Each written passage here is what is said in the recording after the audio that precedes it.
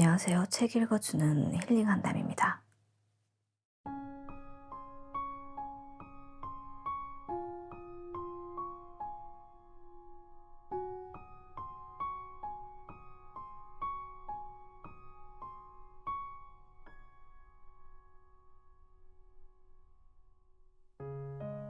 이런 생각을 한 번쯤은 해보셨을 거예요. 나는 무엇을 위해 사는 걸까? 그리고 나는 과연 무엇으로 살아가고 있을까? 우리는 무엇으로 살아가고 있을까요? 오늘은 톨스토이의 단편선을 가지고 왔습니다. 그중 가장 많이 아실 거라 생각되는 사람은 무엇으로 사는가를 읽어드리려 합니다. 이번에는 총 2부로 나누어서 올라갈 예정입니다. 소설 속에서는 대천사 미카엘을 소재로 삼아 이야기를 전개합니다. 민간 전설을 소재로 삼은 것을 보면 잘 알 수 있듯이 이 시기 톨스토이는 간명한 내용을 통해 평범한 사람들을 계몽하고자 러시아 주변 나라의 옛 이야기나 기독교 복음서의 내용, 신화 등을 쉽고 새롭게 풀어서 집필 활동을 했습니다.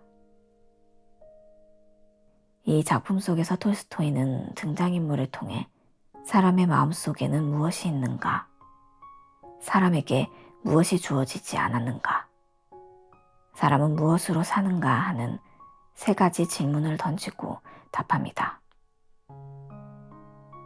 책을 읽기 전에 이 질문들에 대해 고민을 한번 해보면 좋을 것 같아요. 그리고 이야기 속에서 미카엘이 총 몇 번을 미소 짓게 되는데요. 몇 번 미소 짓는지, 그리고 미소 짓는 이유에 대해서도 유추해보며 듣는다면 더 재미있게 들으실 수 있을 거라 생각됩니다.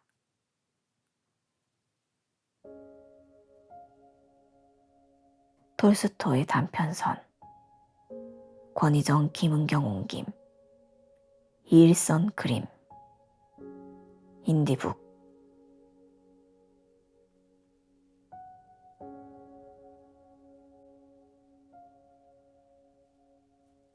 사람은 무엇으로 사는가? 시몬이라는 구두 수성공은 자신의 집도 땅도 없었고 아내와 아이들을 데리고 농부의 오두막집에 살면서 구두를 만들고 고치는 일로 살아가고 있었다.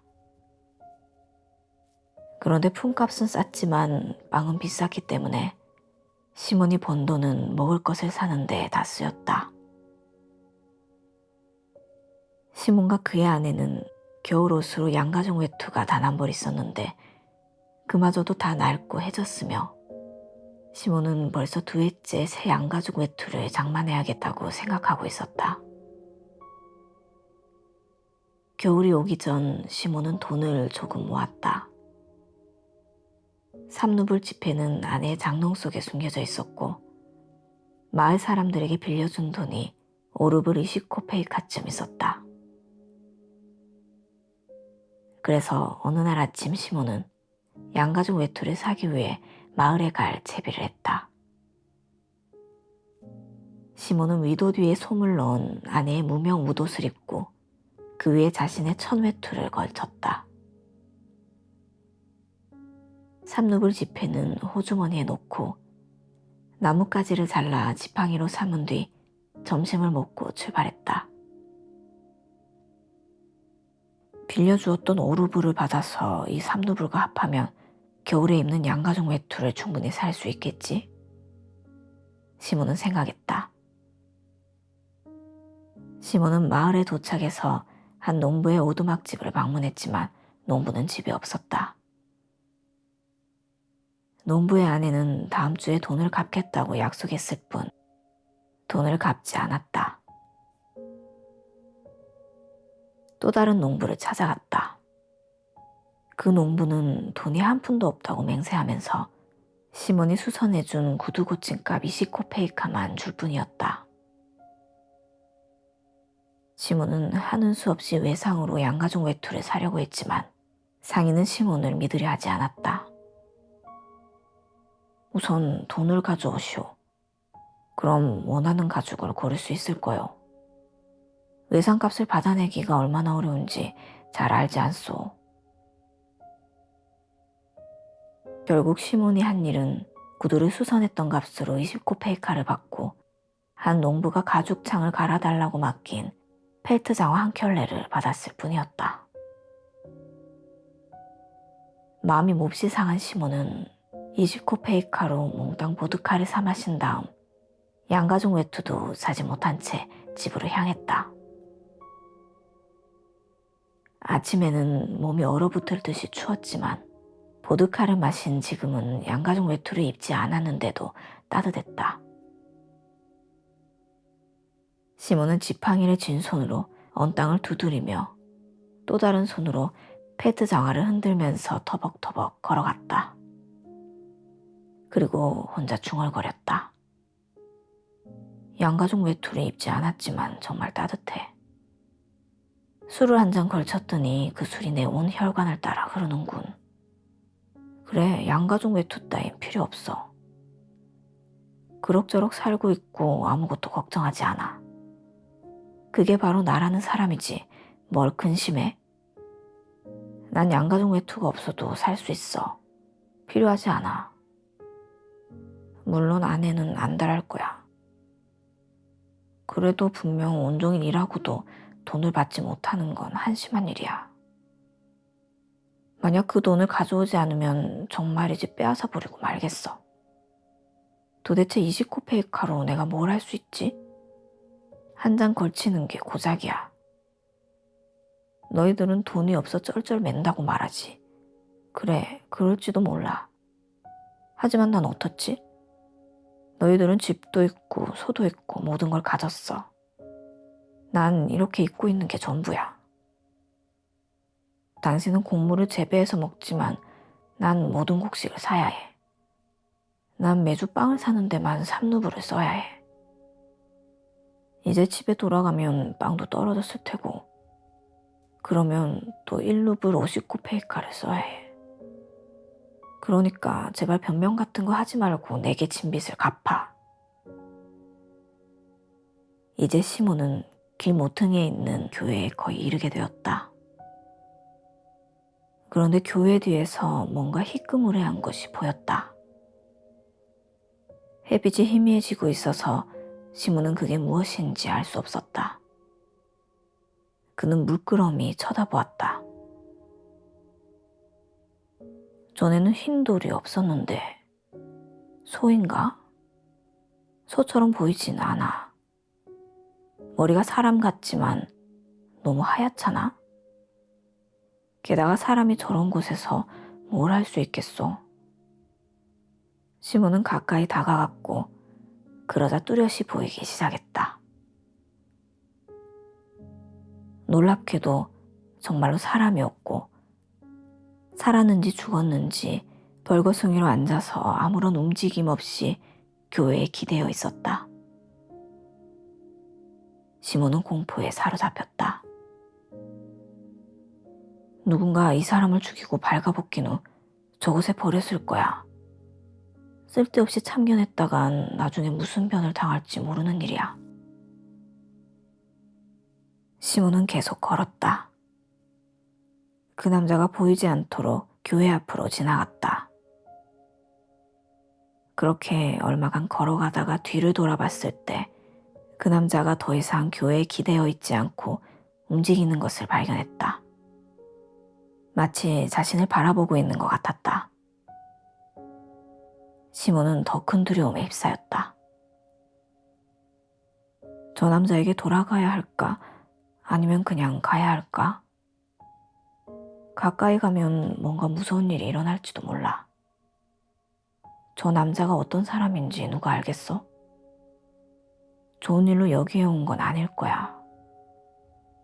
내가 다가가면 벌떡 일어나서 내 목을 조를지도 몰라. 그럼 난 꼼짝없이 당해야 해. 설령 그렇지 않다고 해도 저 남자는 짐밖에 되지 않아. 벌거숭이 남자에게 내가 뭘 할 수 있겠어? 내 마지막 옷을 줄 순 없어. 신만이 날 이곳에서 벗어나게 도와주실 거야. 시몬은 교회를 뒤로하고 걸음을 재촉했다. 하지만 갑자기 양심의 가책을 느끼며 길에 멈춰섰다. 시몬, 지금 뭐 하고 있는 거야? 시몬이 스스로에게 말했다. 저 남자는 도움을 받지 못해서 죽어가고 있는지도 몰라. 그런데 넌 두려움에 슬그머니 지나쳤어. 네가 강도를 두려워할 만큼 부자야? 시몬, 부끄러운 줄 알아. 그렇게 시몬은 뒤돌아섰고 남자를 향해 걸어갔다. 시몬은 그 낯선 사람에게 다가가 자세히 살펴보았다. 그가 몸에 아무 상처도 없는 건강한 젊은이라는 것과 다만 몹시 추위에 떨면서 두려움에 차 있다는 걸 알게 되었다. 젊은이는 눈을 치켜뜰 힘도 없는 것처럼 시몬을 쳐다보지도 않았고 몸을 뒤로 젖힌 채 그곳에 앉아 있었다. 시몬은 좀 더 가까이 다가갔고 남자는 깨어있는 것처럼 보였다. 남자가 고개를 돌려 눈을 뜨고 시몬의 얼굴을 바라보았다. 그 한 번의 눈맞춤은 시몬으로 하여금 그 남자를 좋아하게 만들기에 충분했다. 시몬은 펠트 장화를 바닥에 던지고 띠를 풀어 장화 위에 놓은 뒤 자신의 천외투를 벗었다. 지금은 이럴 때가 아니오. 자, 어서 이 외투를 입으시오. 시몬은 남자의 팔꿈치를 잡고 일어나도록 도왔다. 남자가 자리에서 일어나자 시몬은 그의 몸이 깨끗하고 상태가 좋으며 손발의 생김새가 아름답고 얼굴이 선하다는 것을 알게 되었다. 시몬은 남자의 어깨에 자신의 외투를 걸쳐 주었지만 남자는 소매를 찾지 못했다. 시몬이 그의 팔을 소매에 넣어 주었고 외투로 그의 몸을 폭 감싼 다음 허리에 띠를 매주었다. 심지어 시몬은 자신의 찢어진 모자를 벗어 그에게 씌웠다. 하지만 그렇게 하자 자신의 머리가 시렸다. 나는 머리가 거의 벗겨졌지만 이 사람은 긴 곱슬머리야. 시몬은 모자를 다시 썼다. 발에 뭔가를 신겨주는 게 더 좋을 거야. 시몬은 남자를 앉게 한 뒤 펠트 장화를 신도록 도와주면서 말했다. 자, 이제 몸을 움직여서 따뜻하게 만들어요. 다른 문제는 나중에 해결하도록 하고. 걸을 수 있겠소? 남자는 일어섰고 시몬을 다정하게 바라봤지만 한마디도 하지 않았다. 왜 말을 안 하시오? 여기에 있는 건 너무 추워요. 집에 가야 합니다. 여기 내 지팡이를 짚고 힘들면 내게 기대요. 자, 발을 내딛어요. 남자는 걷기 시작했고 쉽게 움직였으며 뒤로 처지지 않았다. 길을 따라 걸으면서 시몬이 물었다. 어디에서 오셨소? 이곳에 살지 않습니다. 그럴 거라 생각했소. 난 이 근방에 사는 사람들을 잘 알고 있으니까. 그런데 어쩌다가 교회 근처에 있게 된 거요? 말씀드릴 수 없습니다. 누가 당신을 학대라도 했나요? 아무도 절 학대하지 않았습니다. 신이 벌하셨죠. 물론 신이 모든 걸 다스리시죠. 하지만 당신은 먹을 것과 어딘가 쉴 곳을 찾아야 해요. 어디로 가고 싶소? 제겐 다 마찬가지입니다.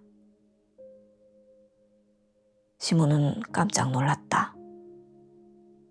남자는 악한처럼 보이지 않았고 부드럽게 말했지만 자신에 대해서는 어떤 설명도 하지 않았다. 시몬이 속으로 생각했다. 세상에는 말 못할 사정도 있는 법이지. 그렇다면 나와 함께 우리 집으로 갑시다. 적어도 잠시 몸을 녹일 수 있을 테니. 시몬이 낯선 남자에게 말했다. 그렇게 시몬은 자신의 집으로 향했고 그 낯선 남자는 시몬을 따라 옆에서 걸어갔다. 바람이 세게 불었고 시몬은 옷 속에 파고드는 한기를 느꼈다. 이제 술 기운이 가시고 있었고 얼어붙을 듯한 추위를 느끼기 시작했다.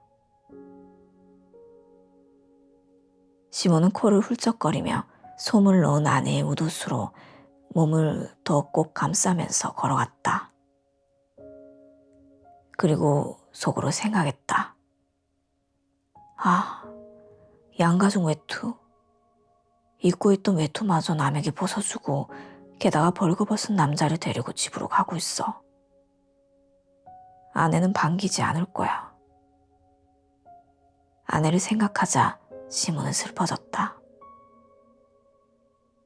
하지만 낯선 남자를 쳐다보고 그가 교회에서 자신을 올려다보았던 모습을 떠올리자 다시 기분이 좋아졌다. 시몬의 아내는 그날 일찌감치 모든 걸 준비했다. 나무를 자르고 물을 길러오고 아이들을 먹이고 자신도 식사를 마친 다음 자리에 앉아 생각에 잠겨 있었다. 마트리오나는 언제 빵을 만들어야 할지 생각했다. 아직 큰 빵 조각 하나가 남아 있었다. 남편이 마을에서 요기를 하고 오면 저녁을 많이 먹지 않을 거야. 그럼 저 빵으로 내일까지 충분할 테고. 마트리오나는 손으로 거듭 빵의 무게를 쟀다. 오늘은 더 이상 만들지 말아야지. 이제 한 번 더 빵을 구울 수 있는 밀가루밖에 남지 않았어. 그걸로 금요일까지 버틸 수 있을 거야. 마트리오나는 빵을 한쪽으로 치운 후 탁자에 앉아 남편의 윗옷을 기웠다. 그리고 바느질을 하는 동안 남편이 어떤 양가죽 외투를 사고 있을지 생각했다. 상인이 남편을 속이지 말아야 할 텐데.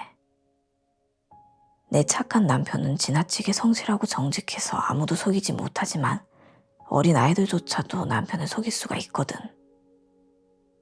팔루블은 많은 돈이니까 그 값으로 좋은 외투를 사야 하는데 무드질한 가죽은 아니더라도 적당한 겨울 외투로 말이야. 지난 겨울엔 따뜻한 외투가 없어서 정말이지 힘들었어. 강에도 갈 수가 없고 어디에도 외출할 수가 없었지. 남편이 우리가 가진 모든 옷을 입고 나가면 내가 입을 옷이 하나도 없었으니까. 아침 일찍 출발하진 않았지만 이제 돌아올 때가 됐는데 설마 술집으로 가진 않았겠지. 마트로나가 그렇게 생각하자마자 문간에서 발소리가 들렸고 누군가 들어왔다. 마트로나는 바느질을 멈추고 문간으로 나갔다. 그리고 두 남자를 보았다. 남편 시몬과 함께 모자를 쓰지 않고 펠트 장화를 신고 있는 남자가 서 있었다. 마트로나는 즉시 남편에게서 풍기는 알코올 냄새를 맡았다. 술을 마셨어. 그리고 남편이 외투 없이 자신의 웃옷만을 입은 채 꾸러미도 들지 않고 면목이 없는 듯 말없이 서 있는 걸 보았다. 마트로나는 실망감에 화가 치밀기 시작했다. 그 돈으로 술을 마시고 술집에 있던 아무짝에도 쓸모없는 남자를 집으로 데리고 온 거야. 마트로나가 생각했다. 마트로나는 두 사람을 오두막집 안으로 들여보내고 뒤따라오면서 그 낯선 남자가 젊고 홀쭉하며 남편의 외투를 입고 있다는 걸 알게 되었다. 외투 안으로는 어떤 옷도 보이지 않았고 모자도 없었다. 집 안에 들어온 뒤 그 남자는 움직이지 않고 눈을 들지도 않은 채 서 있었다. 마트로나가 생각했다. 나쁜 사람이 틀림없어. 두려워하고 있잖아. 마트로나는 눈살을 찌푸렸다. 그리고 화덕 옆에 서서 남편과 낯선 남자가 무엇을 하는지 지켜보았다. 시몬은 마치 아무 일도 없는 것처럼 모자를 벗고 의자에 앉았다. 여보, 저녁이 준비됐으면 좀 내어구려. 마트로나는 혼자 중얼거리며 움직이지 않고 화덕 옆에 그대로 있었다. 그리고 번갈아 두 사람을 쳐다보고는 고개를 젓기만 했다. 시몬은 아내가 화난 것을 알았지만 모르는 척했다. 그리고 아무것도 눈치채지 못한 것처럼 낯선 남자의 팔을 잡아당겼다. 앉으시오. 함께 저녁을 먹읍시다. 낯선 남자가 의자에 앉았다. 여보, 우리를 위해 아무것도 안 만들었어요? 시몬이 물었다. 마트로나는 화가 치밀어 올랐다. 만들었지만 당신 줄 건 없어요. 보아하니 술을 마시고 제정신이 아닌 것 같군요. 양가족 외투를 사러 나간 사람이 입고 나간 외투마저 벗어버리고 저 벌거숭이 불황자를 집에 데리고 왔으니 말이에요. 당신 같은 주정뱅이한테 줄 저녁은 없어요. 그만해요, 마트로나. 잘 알지도 못하면서 함부로 말하지 말아요. 이 사람이 어떤 사람인지 먼저 묻는 게 그 돈으로 대체 뭘 했는지 말해봐요. 시몬은 우도 주머니를 뒤져서 3루블 지폐를 꺼낸 뒤 펴 보였다. 돈은 여기 있어. 트리포노프는 돈을 주지 않았지만 곧 갚겠다고 약속했어요. 마트로나는 더욱 화가 났다. 남편은 양가족 외투를 사지도 않았고 자신의 하나밖에 없는 외투를 벌거벗은 남자에게 준 데다 심지어 그를 집으로 데려왔다. 마트로나가 탁자에서 지폐를 획 집어 안전한 곳에 가져다 놓은 뒤 말했다. 당신에게 줄 저녁은 없어요. 우린 세상에 있는 모든 벌거벗은 불황자들을 먹일 수 없다고요. 여보, 말 조심해요. 우선 사람 말을 들어봐야 할 것 아니오. 술 취한 바보에게서 참 많은 지혜를 듣겠군요. 처음부터 당신 같은 술고래와는 결혼하고 싶지 않았어요. 우리 어머니가 내게 주신 인hen도 술로 없애버리더니 이제 외투를 살 돈으로 술을 마셔요? 그것도 잔뜩 취할 만큼. 시몬은 아내에게 20코페이카밖에 쓰지 않았으며 그 남자를 어떻게 발견하게 됐는지 설명하려고 했지만 마트로나는 한마디도 할 기회를 주지 않았다. 쉴 새 없이 짓거리면서 10년 전의 일들까지 끄집어냈다. 그리고는 급기야 시몬에게 달려들어 소매자락을 붙잡았다. 내 옷 내놔요. 그건 내가 가진 유일한 우도시예요. 당신이 기어코 내게서 빼앗아 입었죠. 빨리 벗지 못해요. 그리고 악마한테나 가버려요. 시몬은 웃옷을 벗기 시작했고 소매가 뒤집혀 벗겨졌다. 그때 마트로나가 옷을 잡아당기는 바람에 솔기가 터졌다. 마트로나는 옷을 낚아채서 급히 입더니 문으로 걸어갔다. 밖으로 나갈 생각이었지만 결정을 하지 못하고 그 자리에 멈췄다. 밖에 나가 화를 가라앉히고 싶었지만 그 낯선 남자가 어떤 사람인지도 알고 싶었다. 마트로나가 멈춰서서 말했다. 만일 저 사람이 좋은 사람이라면 벌거벗고 있지는 않았을 거예요. 어떻게 윗돌이 하나 걸치지 않을 수 있죠? 만약 믿을 만한 사람이라면 당신은 저 사람을 어디에서 만났는지 말했을 거예요. 내가 말하려고 하는 게 바로 그거예요. 시몬이 대답했다. 교회에 다다르고 있을 때 저 남자가 실오라기 하나 걸치지 않고 꽁꽁 채 앉아있는 걸 보았소. 이런 날씨에는 절대 발가벗고 그렇게 앉아있을 수가 없지. 신이 나를 저 남자에게 보내지 않았다면 저 사람은 죽었을 거예요. 내가 어떻게 해야 했겠소? 저 남자에게 무슨 일이 일어났었는지 우린 모르잖아요. 그래서 저 남자에게 옷을 입히고 여기에 데려온 거예요, 여보. 그렇게 화내지 말아요. 그건 죄를 짓는 거요. 우리 모두 언젠가 반드시 죽는다는 걸 기억하구려. 기억한 말이 마트르나의 입술까지 솟았지만 마트르나는 그 낯선 남자를 쳐다보고 침묵했다. 그는 의자 모서리에 앉아 두 손을 무릎 위에 포개고 머리를 수그린 채 조금도 움직이지 않았다. 눈은 감겨 있었고 괴로운 듯 미간이 주름져 있었다. 마트르나는 침묵했고 시몬이 말했다. 여보, 당신에겐 신의 사랑이 없어요? 마트르나는 그 말을 듣고 낯선 남자를 바라보았다. 갑자기 그를 향한 마음이 누그러졌다. 마트르나는 문간에서 발길을 돌려 화덕이 있는 곳으로 갔고 저녁을 내왔다. 탁자 위에 잔을 올려놓고 크바스를 따랐다. 그러고 나서 마지막 빵을 꺼내고 칼과 숟가락을 놓았다. 어서 드세요. 마트르나가 말했다. 시몬은 낯선 남자를 탁자로 끌었다.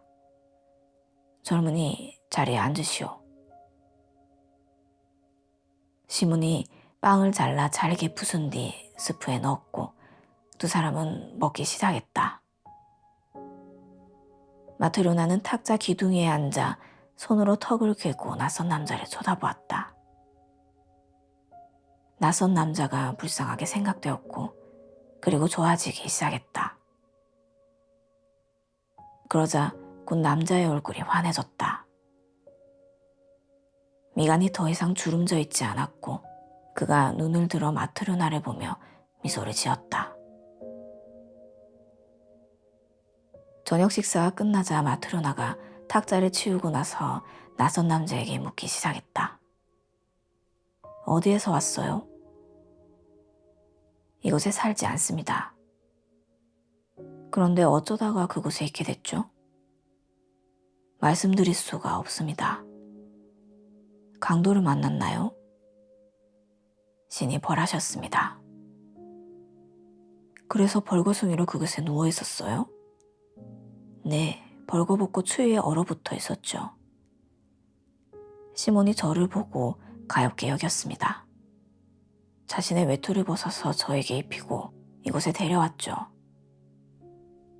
그리고 당신은 제게 먹을 것과 마실 것을 주고 동정을 보여줬습니다. 신이 보답하실 거예요. 마트르나는 자리에서 일어났고 아까 기웠던 시몬의 낡은 윗옷을 가져와 낯선 남자에게 주었다. 그리고 바지도 한 벌 내주었다. 안에 아무것도 안 입었던데 이걸 입고 다락이든 난로가든 편한 곳에 누워요. 낯선 남자는 외투를 벗고 옷을 입은 뒤 다락에 누웠다. 마트르나는 촛불을 껐고 외투를 들고서 남편이 누워있는 난로가로 갔다.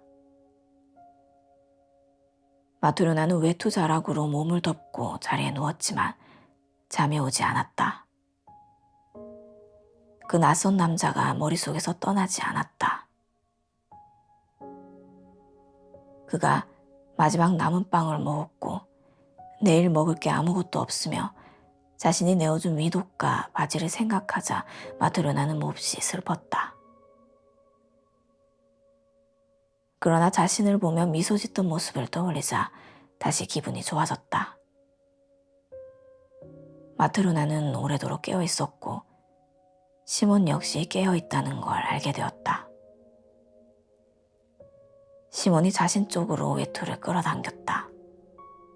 여보, 응? 저녁에 먹은 게 마지막 빵이었어요. 아침에 구울 빵도 준비해 놓은 게 없어요.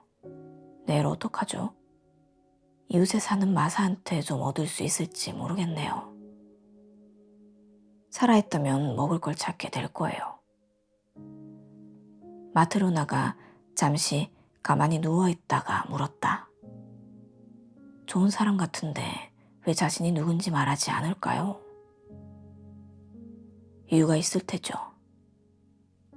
여보, 응? 우리는 남을 도와주는데 왜 우리에게 뭔가를 주는 사람은 아무도 없는 거죠? 시몬은 뭐라고 말해야 할지 몰라서 다만 그만 이야기합시다 라고 말한 뒤 돌아 누워 잠을 청했다. 아침이 되어 시몬이 눈을 떴다. 아이들은 여전히 잠들어 있고 아내는 빵을 구하기 위해 이웃집에 가고 없었다. 그 낯선 남자는 낡은 위독과 바지를 입고 의자에 홀로 앉아 위를 올려다보고 있었다. 얼굴이 전날보다 더 빛났다. 시몬이 그에게 말했다. 배는 빵을 필요로 하고 벌거벗은 몸은 옷을 필요로 하지. 누구나 살기 위해 일을 해야 한다오. 당신은 무슨 일을 할 줄 아시오? 아무것도 모릅니다. 시몬은 깜짝 놀랐지만 배우기를 원하는 사람은 무엇이든 배울 수 있지요. 라고 말해주었다.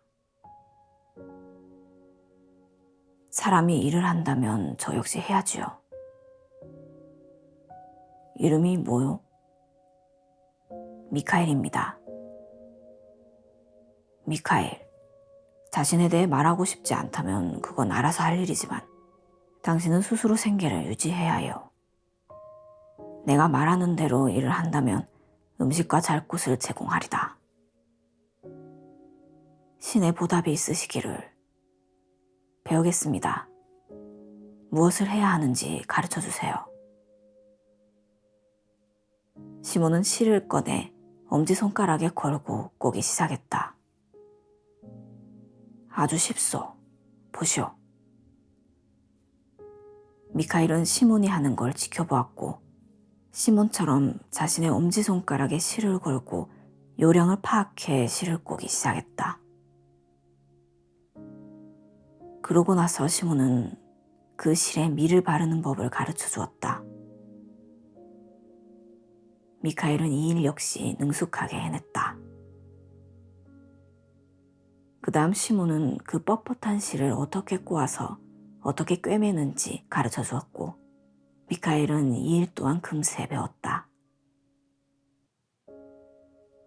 미카엘은 시몬이 가르쳐 주는 것을 곧바로 이해했고 사흘이 지나자 마치 평생 동안 구두를 꿰맨 사람처럼 일을 했다. 미카엘은 쉬지 않고 일했으며 조금밖에 먹지 않았다. 일이 끝나면 조용히 앉아 위를 올려다보았다. 미카엘은 거의 밖에 나가지 않았고 꼭 필요한 말만 했으며 농담을 하지도 소리내어 웃지도 않았다. 시몬과 마트료나는 맨 처음 마트료나가 두 사람에게 저녁을 차려주던 날을 제외하고는 미카엘이 미소 짓는 모습을 한 번도 보지 못했다. 하루하루가 가고 주일들이 지나고 해가 바뀌었다. 미카엘은 시몬과 함께 살면서 일했다. 이제 사람들은 시몬의 직공만큼 솜씨 좋고 튼튼하게 구두를 꿰매는 사람이 아무도 없다고 말하게 되었다. 모든 인근 지역에서 사람들이 시몬을 찾아왔고 시몬은 형편이 넉넉해지기 시작했다. 어느 겨울날 시몬과 미카엘이 앉아서 일을 하고 있을 때 말 세필이 끄는 방울이 달린 썰매마차가 오두막집을 향해 달려왔다. 창밖을 내다보자 마차가 집 앞에 멈추더니 세련된 하인 하나가 마부석에서 뛰어내려 마차 문을 열었다. 털가죽 외투를 입은 한 부유한 신사가 밖으로 나왔고 시몬의 오두막집으로 걸어왔다. 마트로나가 벌떡 일어나서 문을 활짝 열었다. 그 부유한 신사는 몸을 굽히고 오두막집으로 들어왔으며 다시 몸을 폈을 때는 머리가 거의 천장에 닿았고 방 한 곳을 모두 차지하는 것처럼 보였다. 시몬은 일어나서 인사를 했고 놀라서 눈을 크게 뜨고 남자를 바라보았다. 일찍이 그런 사람을 한 번도 본 적이 없었다. 시몬은 말랐고 미카엘은 야위었으며 마트로나는 뼈가 앙상했는데 이 남자는 다른 세상에서 온 사람 같았다. 불그스름한 얼굴에 우람한 체격, 목은 황소처럼 굵고 몸 전체가 마치 쇠로 만들어진 것처럼 보였다. 그 부유한 신사는 숨을 헐떡였고 털가죽 외투를 획 벗어던진 다음 의자에 앉아서 말했다. 구두장의 주인이 누군가? 접니다, 나리. 시몬이 앞으로 나오며 대답했다. 그러자 그 부유한 신사가 하인을 향해 소리쳤다. 페트카, 그 가죽을 가져와. 하인이 꾸러미를 들고 달려왔다. 남자가 꾸러미를 받아 탁자에 올려놓았다. 하인이 꾸러미를 풀었다. 부유한 신사가 가죽을 가리키며 말했다. 이봐, 이 가죽이 보이지? 네, 나리. 이게 어떤 가죽인지도 아나? 시몬이 가죽을 만져본 뒤 말했다. 좋은 가죽입니다. 좋다마다. 자넨 이런 가죽을 평생 구경조차 못했겠지. 독일제에다 20루블이나 나가니까. 그런 가죽을 제가 어디에서 볼 수 있겠습니까? 바로 그거야. 자, 이걸로 내 장화를 만들 수 있겠나? 네, 할 수 있습니다. 그러자 부유한 신사가 시몬에게 큰 소리로 말했다. 할 수 있단 말이지? 그럼 누구를 위해 그 장화를 만드는지 또 그 가죽이 어떤 건지 잘 기억하게.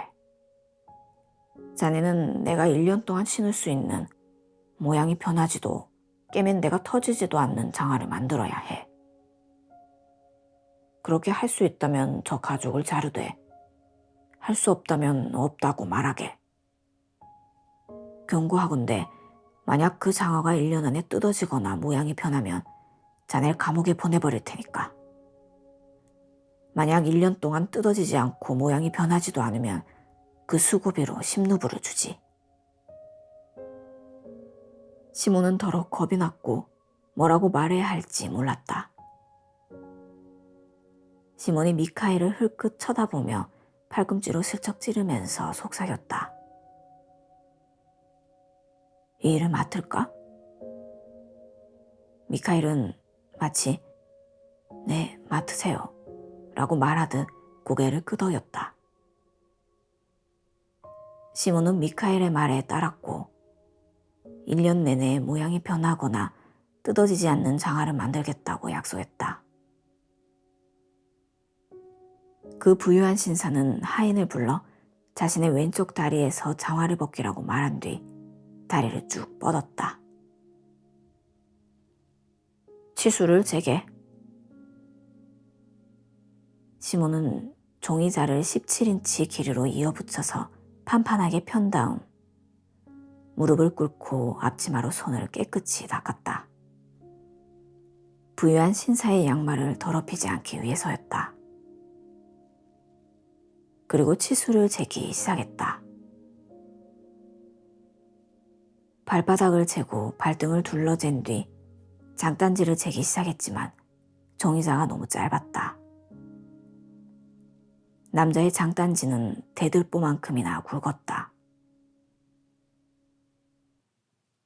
다리가 꽉 쬐지 않도록 해.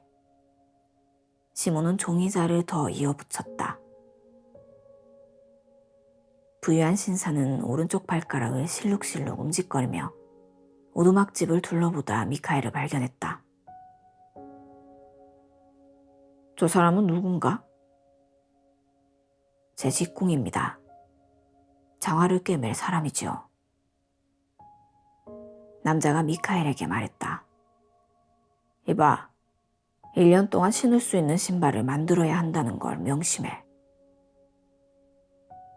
시몬 역시 미카엘을 바라보았다. 미카엘은 부유한 신사를 쳐다보고 있지 않았고 마치 누군가 있는 것처럼 남자의 뒤쪽을 응시하고 있었다. 미카엘은 그곳을 계속 바라보았고 벼랑간 미소를 짓더니 얼굴이 더 환해졌다. 바보처럼 뭘 보고 웃는 거야? 부유한 신사가 호통을 쳤다. 장화를 제때 준비하는 게 좋을 거야. 때 맞춰 준비될 겁니다. 미카엘이 말했다. 명심하게. 부유한 신사는 벗었던 장화를 신고 털가죽 외투로 몸을 감싼 뒤 문으로 걸어갔다. 하지만 고개를 숙이는 걸 잊어버리고 그만 문틀에 머리를 부딪히고 말았다. 남자는 욕을 내뱉으며 머리를 문질렀다. 그러고 나서 마차에 올라탄 뒤 사라졌다. 남자가 떠나자 시몬이 말했다. 최구가 대단하군. 나무망치로 내려쳐도 죽지 않을 거야. 문틀에 그렇게 부딪혔는데도 별로 아프지 않은가 봐. 그러자 마트료나가 말했다. 저 사람처럼 살면서 어떻게 튼튼하지 않을 수 있겠어요. 죽음조차 저렇게 바위 같은 사람은 건드리지 못할 거예요. 시몬이 미카엘에게 말했다. 우리가 일을 맡았지만 그 일로 곤란을 겪어서는 안 되네. 저 가죽은 값비싸고 그 주인은 성미가 불같지. 절대 실수해선 안 돼. 자, 자네의 눈이 나보다 더 정확하고 자네의 손이 나보다 더 재빠르니 이 치수로 장화를 재단하게. 나는 구두 수선하는 일을 마저 끝낼 테니. 미카엘은 시몬이 말한 대로 했다. 가죽을 탁자 위에 펼쳐서 반으로 접은 다음 칼을 잡고 마름질을 시작했다. 마트료나가 와서 미카엘이 마름질하는 걸 지켜보고는 깜짝 놀랐다. 마트료나는 장화를 만드는 모습을 익히 보아왔는데 미카엘은 장화를 만들 때처럼 가죽을 자르지 않고 둥글게 잘라내고 있었다. 마트료나는 뭐라고 말하고 싶었지만 속으로 생각했다. 부유층 남자들의 장화가 어떻게 만들어져야 하는지 내가 모를 수도 있어. 그건 미카엘이 더 잘할 테니 간섭하지 말아야지. 미카엘은 가죽을 다 자른 뒤 실을 꺼내 꿰매기 시작했다. 그러나 장화를 꿰맬 때처럼 실 두 가닥이 아닌 부드러운 실내화를 꿰맬 때처럼 실 한 가닥을 사용했다. 마트료나는 또다시 이상하게 생각했지만 여전히 간섭하지 않았다. 미카엘은 한낮이 될 때까지 꾸준히 실을 꿰맸다. 시몬이 식사를 하기 위해 일어났고 집안을 둘러보았다. 그리고 미카엘이 그 부유한 신사의 가죽으로 실내화를 만든 걸 알게 되었다. 시몬은 신음소리를 냈고 속으로 생각했다. 1년 동안 나와 함께 일하면서 단 한 번도 실수한 적이 없는 미카엘이 어떻게 저런 무시무시한 일을 했을까? 그 부유한 남자는 목이 길고 대다리를 대고 구두코가 있는 신을 만들라고 주문했는데 미카엘은 창만 있는 부드러운 실내화를 만들고 가죽을 낭비했어. 이제 뭐라고 말하지? 난 죽었다 깨어도 저런 가죽을 구할 수 없는데. 시몬이 미카엘을 향해 말했다. 지금 뭐하고 있나? 자넨 날 망쳤어. 그 부유한 남자가 목이 긴 장화를 주문한 걸 아는 사람이 대체 이게 무슨 짓이야? 시몬이 미카엘을 비난하기 시작했을 때 곧바로 쾅쾅 소리와 함께 문간에 달려있는 쇠종이 울렸다. 누군가 문을 두드리고 있었다.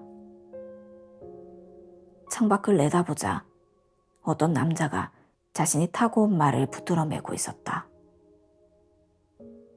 문이 열리고 그 부유한 신사와 함께 왔던 하인이 들어왔다.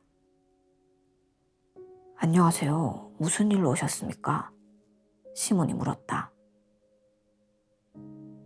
제 여주인께서 그 장화 때문에 저를 이곳에 보내셨습니다. 장화 때문이라니요? 저희 주인님은 이제 그 장화가 필요 없으십니다. 돌아가셨거든요. 아니, 뭐라고요?